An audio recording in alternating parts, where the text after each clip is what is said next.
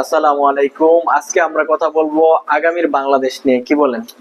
অবশ্যই আমরা আজকে কথা বলবো আগামী বাংলাদেশ নিয়ে। বাংলাদেশের পরিবেশ কি অবস্থা হইতেছে, আমরা অবশ্যই এখন যে দৃষ্টিপাত দেখতেছি যে বিএনপির বিরুদ্ধে কিন্তু অনেক অভিযোগ যে আওয়ামী লীগের শূন্যস্থান পুরা করতেছে বিএনপি।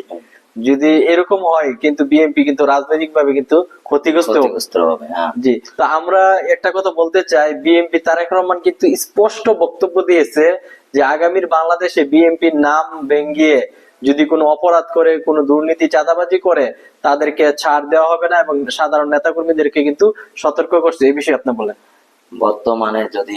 বর্তমানে রাজনৈতিক মাঠে বিএনপি আসি যদি আওয়ামী লীগের মতো ভূমিকা পালন করে তাহলে বিএনপি মাঠে থাকতে পারবে না, কারণ সাধারণ জনগণের সেটা গ্রহণযোগ্য করবে না এবং গ্রহণ করবে না, সেটা মেনে নেবে না।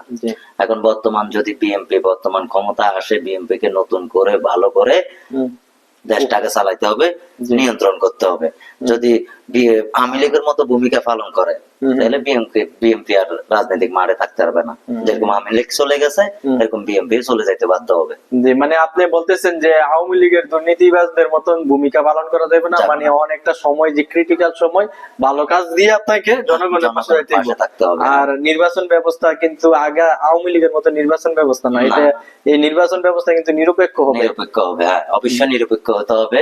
যদি জনগণের ভোটে বিএনপি হয় আলহামদুলিল্লাহ বিএনপি হবে, আর যদি অন্যান্য দল আছে, অন্যান্য আরো বিভিন্ন জাতীয় পার্টি আছে, জামাত শিবির আছে, বিভিন্ন গণ অধিকার পরিষদ আছে, অন্যান্য দল, মানে কত হইলো রাজনীতির মাঠে যে আসুক না কেন ভালো কাজ করতে, যে আসুক না কেন, বর্তমান নিরপেক্ষ ভাবে নির্বাচন হওয়ার পর যে আসুক না কেন তাকে নিজ দায়িত্বে জনগণের সেবা করতে হবে। জনগণ কি বলতে চাচ্ছে জনগণের কথা শুনতে হবে, যে দুর্নীতি চলতে হবে না, কোনো দুর্নীতি হইতে হবে না, ওই হিসাব করে যদি কাজ করে যায় তাহলে মনে করেন না তো ঠিক থাকবে না। আমরা ভাই বিশেষ করে আমরা যে অবস্থানটা দেখতেছি যে বিএনপির বিরুদ্ধে কিন্তু অনেক অভিযোগ, কিন্তু তারেক রহমানের যে উদারতা, আপনি বক্তব্য দেখেন, অবশ্যই রাজনীতি দেখতেছেন, কিন্তু তারেক রহমানের উদারতা কিন্তু স্পষ্ট ক্লিয়ার কাট, মানে বিএনপি কে মেসেজ দিয়ে দিচ্ছে যে কোনো অবস্থাতেই যেন এই না দেখেন তারেক রহমানের বক্তব্য ঠিক আছে,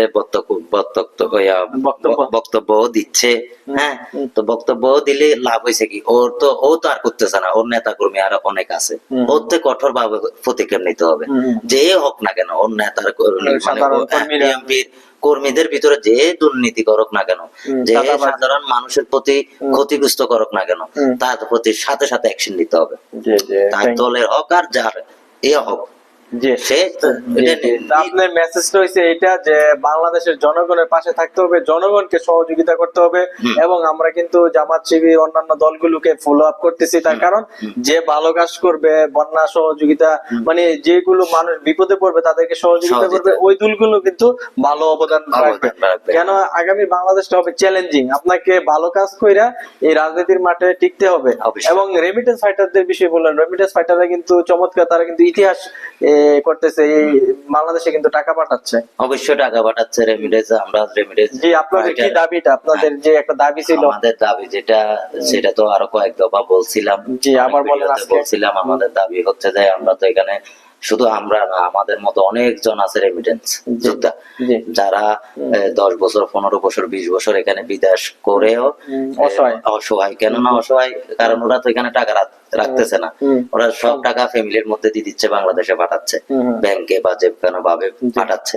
পাঠাবার পরে এক সময় দেখা যাচ্ছে ওরা 20 বছর পরে বাড়িতে গেছে, বাড়িতে যাওয়ার পর ওদের কর্ম, মানে গ্রামের বাড়িতে বা বাংলাদেশের ভিতরে ওদের কোনো একটা কর্ম করে চলবে ওরকম কোন ফ্যাসিলিটি থাকে না।